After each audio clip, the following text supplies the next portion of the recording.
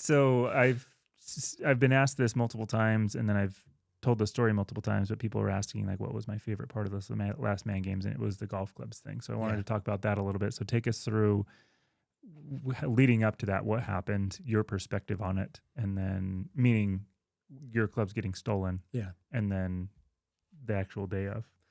I mean, everybody has like either lost something or misplaced something. And when it's a really valuable something, it's a super bummer. And you kind of, your energy is always drawn out towards like trying to find that object or thinking that someday you'll stumble across it. And if exactly that, it's draining, right? So, but it crosses a line. And I think everybody, unfortunately, in this day and age has felt it, where it wasn't their fault. Like it was legitimately just somebody maliciously deciding that they are more important than you. And so they're going to impose their will when there's sort of a right of conduct or a moral compass that we're all abiding by. And then when somebody sort of breaches that, it's like you feel violated, I think. Yeah. Whatever in Karate Kid when they do the leg sweep, right? Like you're just like, and then you're falling, right? It just is a very hollow, empty feeling. And as an overthinker, right, you kind of start to brood on the different aspects of like, well, what could I have done? And maybe this was a good thing, but eventually I'd always come down to like, they probably, but none of this would have happened if they actually wouldn't have done that. I would never do that, right? No. I would never. In fact, I might go take it somewhere and make sure that it couldn't happen, that somebody else wasn't going to do it, right? To go take it to the pro shop and say, hey, just want to make sure that these are here for the person whose they are once that, once they come around or whatever. So yeah, it was a super bummer. And like, I mean, even for the first 15 minutes, I still bought into that. And this was after you had left. And so, well, real quick. So we were golfing Mountain Dell with some kind of work colleagues, friends of ours. Right. And then you came into the clubhouse. Mm-hmm. Clubs are outside, and then you come to the clubhouse, you and I talk for a minute, and then I leave, and then you go back and your clubs are gone. Right. So it was kind of awkward because I would never do this. I don't think I've ever done it before, but when you bring a client, not that you're trying to put on a show or whatever, but you're trying to make it comfortable. You're trying to make it fun for them. And so Mountain Dell's parking lot is so awkwardly shaped that when I pulled up to their car to allow them to drop their clubs off, well, like trunk to trunk was my car over here. And I thought, oh, okay. And I, as an overthinker, I'm going through all these scenarios in my head and I'm like, okay, well, I could just like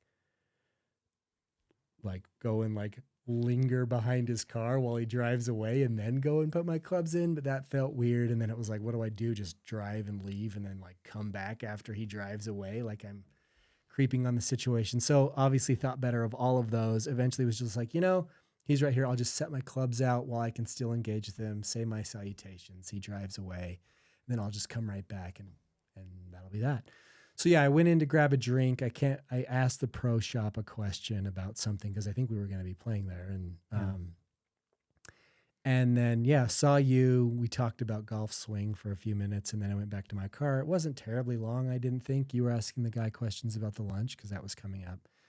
Went back, didn't see my clubs by my car. And I thought, oh, that's odd. But I mean, I was gone for a few minutes, so maybe.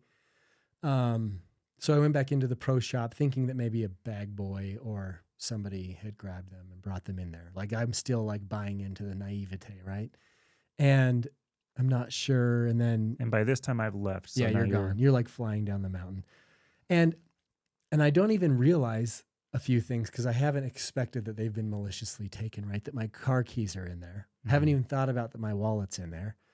And there's other things that it's funny because I had quite a few golf balls in there as well as, divot tools that you use or yes, there was cash in there just because it seems like cash accumulates when you're playing games on the golf course or whatever. A jacket, right? Rain gear, obviously the 3-wood, which was important and was definitely the club that I was most sad about losing. Well, and I think this is important to the story too, because people will go like, oh, it's golf clubs, right? And you mentioned like something you've lost or something is stolen. But for you, in your profession, I would say, because you're in the insurance world, but I wouldn't say that people hire you for golf, but golf is a big part of your professional life of taking clients out on the golf course and showing them a good time because you're so good at it. So it wasn't just that they took something that was really expensive or valuable from a dollar standpoint, but I think there was a huge sentimental aspect of this, right? Of like, it's... Oh, for sure. I mean, there was, more than just my bag, which my girls had just purchased for me, but I mean, there was a lot of, this is going to sound weird, but like I had collected golf gloves over time. And so I was, for whatever reason, I keep like the ones I actually use in my like home office, but I had collected different colors over time just from different giveaways or whatnot. So like I had a black one in there, a black Titleist that I've never seen duplicated. And I had like a cherry red one and they were like, and they collected over at least 20 plus years, right? Yeah. So all these golf gloves are in there, haven't ever used them. And I'm a little bit of that person that likes to keep things nice. So they're like still in their original sleeves and stuff like that. And that's, you're right. Like as far as value, probably not a lot. Maybe I could sell them for $5 at the most because they're technically going to be used gloves. But it's sad not to have them anymore. And then you kind of, once again, you feel violated because in your mind, you had a plan for that thing and you were keeping that thing because you wanted to use it at some future date. And then all of a sudden, like, you're like, oh, well, I never should have made those plans because that I just got heavily like foiled. And people won't, unless they really know you, won't understand how you keep saying that you're an overthinker, but I don't think people realize how intense of a problem that really is. Yeah, it's a bad thing. You're afraid of this. So when we talk about the golf club and you mentioned your 3-wood, like that isn't just something where you went into a store and you bought a 3-wood off the shelf. Let's talk about it. That was like a 2-year long, way longer than journey way to try longer. And find your 3-wood, and you finally did. I've not gone. I mean, I don't buy clubs that easily, but no joke. Like people won't quite get it. I know you get it a little bit, but I went through like 3 different fittings and went through, I'm not going to say their name because it wasn't a terribly great experience, but a specialty club fitter to try to get this 3-wood. And I mean, this was because so lots of people will know this, and this is one of those kind of sentimental things too, but because I'm so hesitant on buying new clubs, just because I feel like if I'm going to spend the money, I want it to fit. And once you get it at a high enough echelon for it to fit your needs, it actually has to check quite a few boxes. So I had this 3-wood that I had spoken to some club makers about because it rattled, right? So the inside of it, some sort of a glue piece had come undone. And I thought, okay, well, we'll figure out how to just get that glue piece out of there because the club still worked. So I took it to a 30-year plus club maker and he's like, you know what? I've dealt with a few of those. The club is fine. It still will perform, but there's just this one piece inside that they like glued in a weird way. And so when it comes disconnected, it's trapped. So everybody would always make fun of this club that I had. And I had it for like 15 years because it was an R11. If you want to go back to when TaylorMade came out with, they're different. They had R7s and then they had R11s. And so it was the first time when TaylorMade started having white clubs and had it for forever. It worked really well. People would see me hit it and then they would stop joking because they'd be like, oh, you should never get a new 3-wood ever. But I always wanted one. And I joke you not, as soon as it started to rattle, which was probably in 2012, I had been looking for a new 3-wood. So we're talking 10 years. And it took me a while to even go to these fitting club makers, right? Finally, I go this year. I sort of had to buy a club as part of like the promo deal. And I was totally okay with that because I was like, I need a new 3-wood real bad. Like I am happy to go somewhere where I'm going to have to buy a club. But yeah, long process. And so for it to be stolen after essentially a 10-year looking for it, as far as talking about overthinking, it's a real problem. And it was wonderful. Like it literally ticked all the boxes, which is super cool that kind of a journey would lead to a club that I liked so much and that fit so well with my game that I could hit on a rope wherever I wanted. And so, yeah, for it to be stolen, especially after a 10-year search, was a super bummer. And so, as you know, like, because I called you eventually. Yeah, I was like almost, I was out of the canyon. So Mountain Dell's in a canyon. I was out of the canyon. You were going down 215 probably. You called me and you're like, hey, where are you? Yeah. Well, and that was, so I had gotten 2 text messages, I think maybe at this point where, probably not quite yet, probably on your way back up. because I think it was about 15 to 20 minutes. Same, probably right as you got into the valley was when they were pulling into the Smith's gas station, right? Because I'm sure that they had taken it at about that time. So I had gotten a few text messages, but everybody gets spam texts these days or spam calls. And so I didn't even really look at them because I was obviously preoccupied with finding my clubs, but not thinking that anything malicious had happened. And then you show up, and Amex is pretty good about not spamming you. So when they send you a notification, it's usually for good reason. So I had received those. I'd received some US bank ones, and then the Amex app started talking to me. And this is about when you got there. And I just remember feeling like the wave of like, oh, those clubs are gone. Yeah. Like they are not coming back. Because I had realized not only did they, because I thought even maybe somebody accidentally threw them into the back of their truck or whatever, or maybe they wanted the clubs, right? Because they were not crappy clubs. And then when I saw that all my credit cards were getting hit, and it took me 15 minutes to probably realize and come to grips with the fact that like, these aren't spam. They're actually getting processed. They're actually getting shut down because of fraud, because they're running multiple transactions at the same register for lots of money. That was when I was like, oh, they're gone. They're gone. Then they're gone. Yeah. And so that was when I was in the truck with you, and I was like, oh. Well, because your car keys were gone too. Correct. So you couldn't drive anywhere. And so then at that point I was like, oh yeah, those car keys aren't coming back either. So now I legitimately have to get a ride home. Which is unsettling because now they have your driver's license with your address. They have all of your credit cards. They had the cash. They had your car keys. Right. So it's not the most comfortable experience. Yeah, because for a period of time, I was even after all this, I was still buying into the naivety and into the people do the right thing, because I was like, oh, well, maybe they just grabbed the clubs and then they were not going to come across the cash. And then even once I knew they had the wallet, I was like, well, maybe they didn't find the cash. Maybe they'll dump my clubs off to the side of the road, right? I'm coming up with all these scenarios that maybe somehow some of this is coming back to me, but coming to grips with that realization for a period of time. And then anybody that's done it, shutting down 5 credit cards when like over the phone, it's a super time consuming process. It took like 2.5 hours. Because you're on hold, and then they're like, okay, we'll send you a new card in like 7 to 10 business days. The first question they ask you when you call them is like, well, can you give me your 16-digit account number? No, I can't. Like, how this cannot be the first time you've had this kind of a phone call, and you're going to ask me for the number that just got stolen me to verify that I am the person that can shut this down. Just turn it off. I don't even care if anyway. So it was an ordeal, and that part was stressful. And then I was telling you this, but like, if it was just the clubs, if it in fact was just a thing of value that could be replaced, like that would be one thing, but it's the violation. Are they going to come around and steal my car later? Cause they can. Yeah. Are they going to, harm my family? Are they going to steal other stuff? Like it was, yeah. And one thing to kind of exacerbate the situation was the place they were spending the money, like spending my cards. Because what it looked like they would do is they would run a transaction oftentimes for a very small amount. I think just to see if the cards were like going to work. Yeah. And then the next transaction would be like $450 in gift cards is what the cops kind of is that's what they've said is sort of the MO. So then at that point, it almost starts feeling like you're getting worked by an actual crime ring, because it's very sophisticated. They know exactly what they're going to do to get the most out of it. They know everybody has access to being able to shut down cards like on a phone app or something like that these days. So they know their window is also limited, and that there's things that would trigger the fraud to shut them down. Yeah. And so for them to already have all of that figured out and know exactly how they need to work it to capitalize was like, once again, it's just very like, oh, you feel pretty played.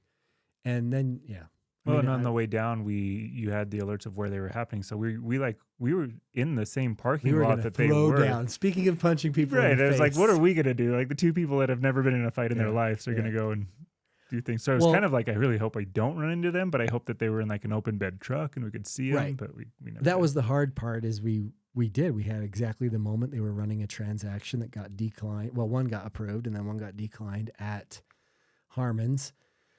And so that's right by my house. So we went to the parking lot. And funny enough, they would have been there because right after Harmon's, they went behind Harmon's to like Ross's, thrift goods store or whatever. Singular, and then it's just Ross. Oh, Ross. And then they also went to Five Below, which is in that Brickyard Plaza. Yeah.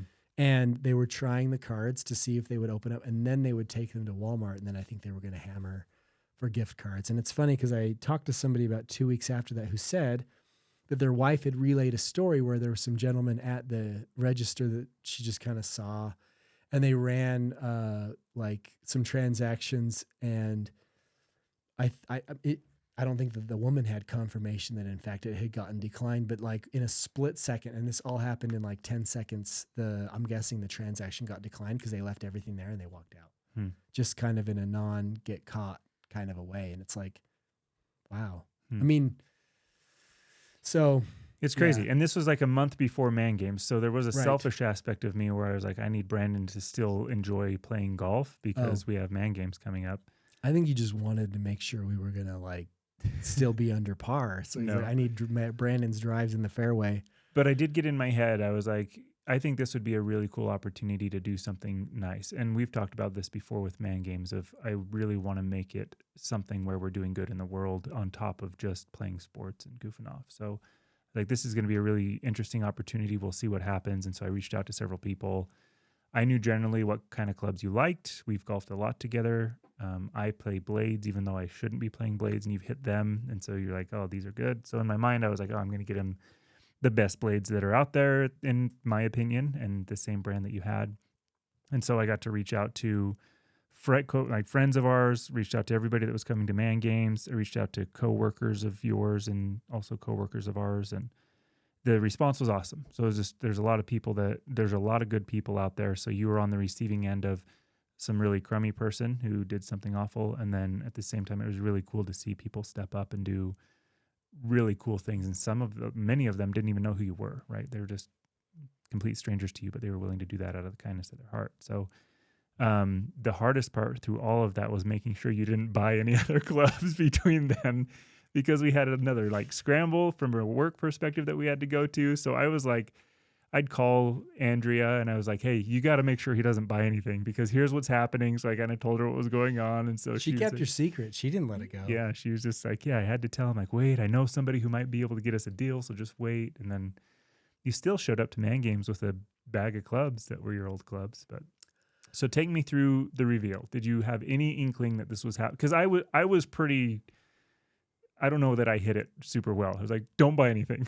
Please don't buy anything. Well, you hit it pretty well, but you asked me a ton of golf club questions, right? Yeah. Like, and very specifics. And you would have asked those anyway, but they were very much like, hey, unrelated, if someone were shopping for this exact club, exactly what kind of a thing would you want in it? We've done this a lot. Like, I feel like that have. wasn't like a strange conversation because I ask those Right. all the time and you ask them back. Like, True. we have golf club.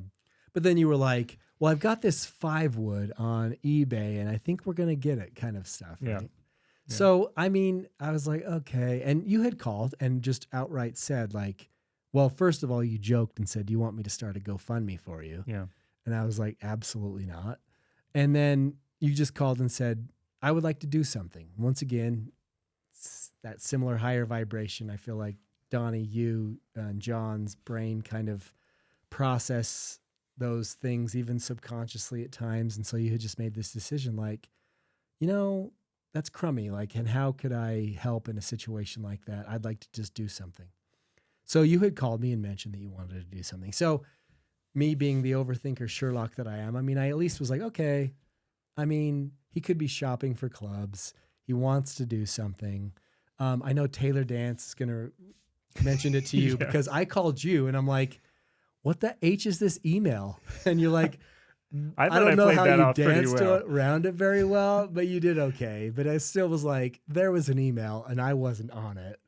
And that was fine. So but I in was my like, defense, why would Eric so the leave me off email- of an email, The right? email went out to all of the people coming to Man Games, and the Okay. email said, we just got done playing at Mountain Dell and clubs were stolen. So Mhm. for the event coming up in a couple of weeks, please be careful. Don't leave your clubs out. Yeah.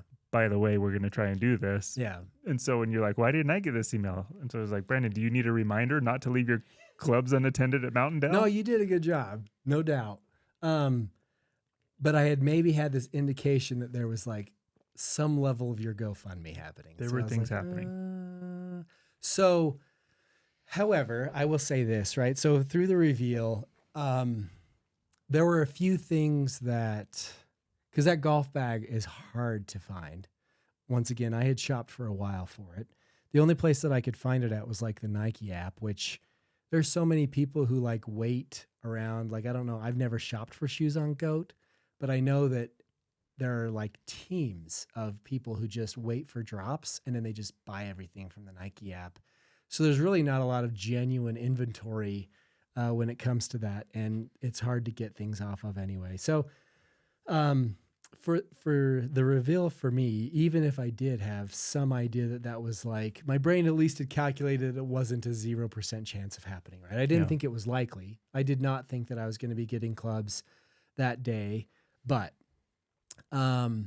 I've wanted a matching 5-wood for a long time, and I haven't bought a 5-wood in a long time. And it's funny because my favorite club as a high school golfer, which is probably where I became Scratch, was a 5-wood. And I've never, ever purchased a second one. And my old one is old enough that I had to legitimately retire it, and I've never had a new one. So I see the 5-wood that's matching the 3-wood that I already know is perfect. I see the golf bag. I know for a fact some of the people that have contributed to help, just because I've kind of gotten an idea already. And I don't think you quite have grasped this yet, but the divot tool that you got that had bright colors, which you got just as a joke because it had bright colors, legitimately was an exact duplicate of the one that was in my bag that I lost. Yeah. It was I thought about that when I saw it. It was a Stonebridge one, in fact, which is where I play most of my golf now.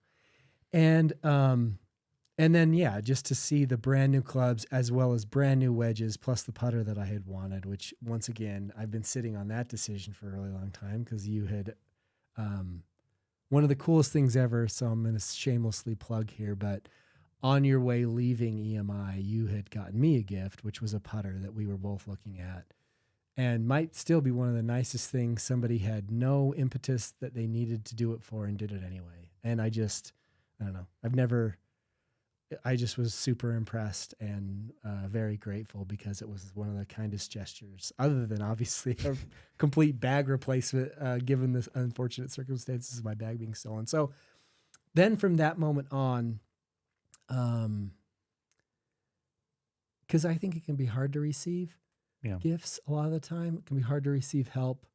I'm not used to it. I'm usually the provider, and I suppose most men in America kind of are.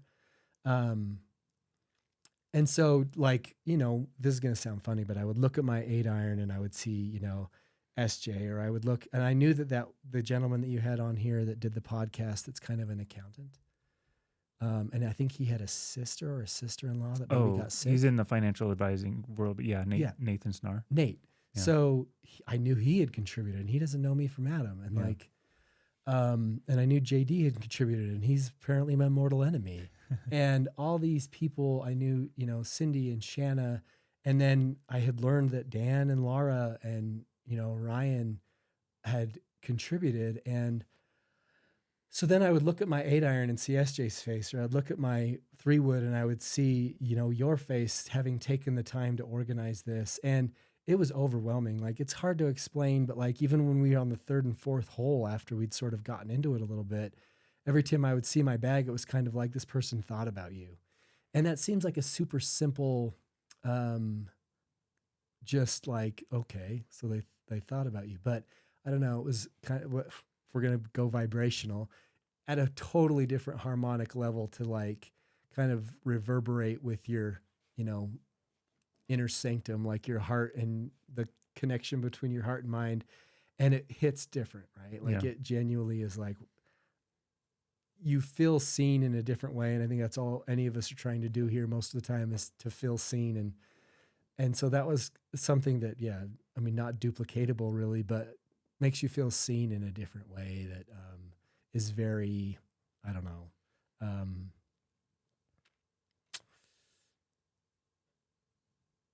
I guess makes you feel more connected to your purpose and kind of reinvigorates you to say oh, I guess that,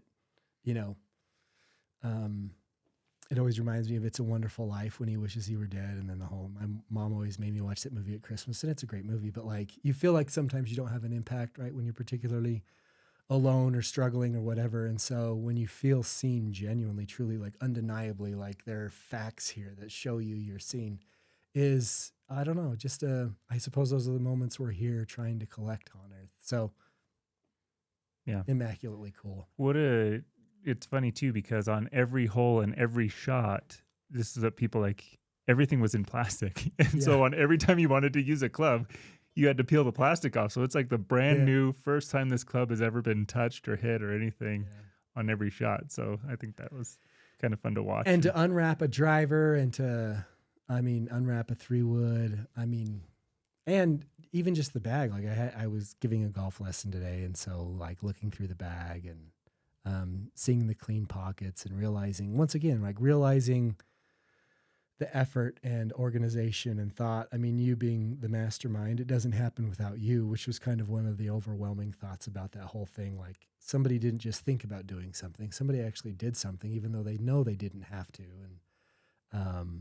And for really no other reason than just to say like, hey, we're here for you. Well, it was weird how it snowballed too, because initially I was like, well, let me see if I can find a bag. And then I reached out to some people, and then it just kind of, again, it snowballed on itself. And there were huge contributions by a lot of the names that you mentioned.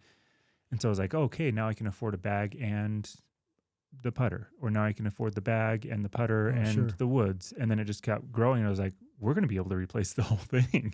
And then it got to where it was not just the bag and the putter and the woods, but it was divot tools, and it was gloves, and it was speakers and rangefinder. And by the end of it, it wasn't like your rain gear and stuff, but balls and everything else. Like you can go out and play golf with everything that we were able to put together with everybody that contributed. So it was really fun to be on that end of it too. Of like, I just had probably a smaller vision. I was like, I just like to get him something nice, because I knew you had old irons, and so I was like, worst case scenario. Which are the ones that I brought. Right. So I didn't really bring. It was just like So I was like, worst case scenario, he'll have some irons, but he's going to need a putter. He probably has a putter, but he's going to need woods and everything else. And so it eventually all just kind of came together. And the wedges are, because to use a brand new club, because the very first time I hit that 3-wood, it was like, oh my gosh, I missed this thing. Because like it was a rope, and you probably have to be at a little bit higher level to kind of really truly like appreciate that the club sort of does what you want in your hand, just like Ollivanders and the wands, right? Like it genuinely feels like, oh, this belongs in my hands because this works for me.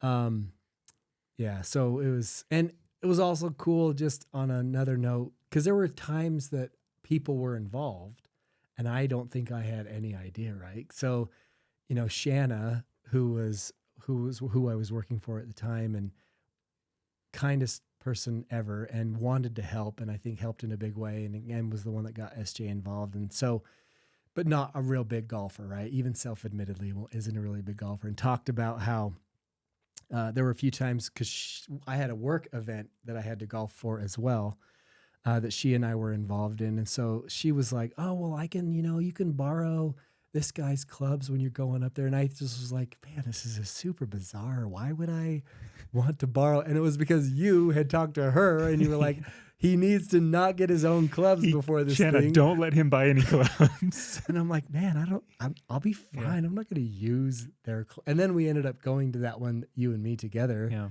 Yeah.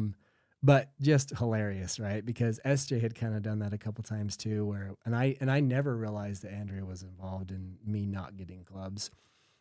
She probably didn't have that tough of a gig, because I'm running around the house essentially denouncing humanity in general, and then I'm never going to play golf again. This sport called golf that has now brought me more pain than I can endure. So it's like, I'm done. Yeah. This is the last I'm ever going to play golf. So SJ was kind of my first person to reach out to outside of the people that we know in Man Games. And then she took it and just spread it like wildfire there in Cigna and everything. But it was funny too, because I got a call from Dan, And when he heard what was happening, SJ actually had the connection with Dan. I didn't have his number or anything. And then she was like, hey, Dan wants to talk to you. Like, it felt like it was almost like this interview, right? Because Dan's golfed with you a lot. I've golfed with you not a lot, but we've never anybody. But we've never been in the same place at the same time. So I don't know Dan, and he doesn't know. I think we met once on a golf course, but unrelated. Sure. And so he calls. He's like, hey, I heard this was going on. Super awesome. But first, like, I've golfed with him. Are you getting Northwesterns? He's like, I've golfed with him a lot, so I know what Brandon likes. What are you doing? And so I was like, oh, I'm getting this. And so he's like, okay, what shafts are you getting? So I tell him the shafts, and then he was like, oh, you know what you're doing. He's like, I'm wasting your time. He's like, yeah, good. I'll Venmo you or whatever. So just so funny. It was almost like this little, he wanted to make sure that you were getting what's best for you because he was willing to do that on his end too. Right. And so that was really cool. Right. I mean, because you or I would want that, right? Like if it was a basketball, like, or if in this case golf clubs, you would want to make sure that, hey, it's kind of specific. Because we're picky. I'm picky about basketballs. And once you get to that level, right, yeah. it's like it's kind of specific. And with golf clubs in particular, there's 3 or 4 different like nuances that you kind of have to get right in order for this to really like come off without a hitch. So for him to just even speak up to the point that he wanted to like, and he might not call it caring, but like caring enough to actually make that call to say, hey, like, you're not going to Kmart to get a full set, are you? Like with putter included, Dunlops. Right? Yeah. And so, for him to make that call and then realize that like you were getting blades and you were getting Mizunos and you knew some of the answers because we had spoken. Just super cool. Very cool. Well, again, that was my favorite part of Man Games, and winning's always fun. Again, the bonds that are made and the friendships and everything that happen are always great, but that was a good time. Yeah, I know that this might have even been intentionally, but there's one clip in the video where ultimately I'm like putting my glove in the bag because I had a glove on, but now I had a new one. I'm not sure which order that was going in. But anyway, the videographer did not include like my shoulders and up. He just pretty much includes the bag and then me there. And it's funny because in that moment, like I know, right, what I was feeling, and it was like, I don't know, it was like hyperventilate, like I need oxygen, what kind of a deal where, I don't know, just so cool that it was emotional. I couldn't even like be by my clubs or like look at them because every time I looked at them, like I saw everybody's face who helped and I knew what that meant. And they might not have even thought that it was some big deal for them, but it was such a big deal to me.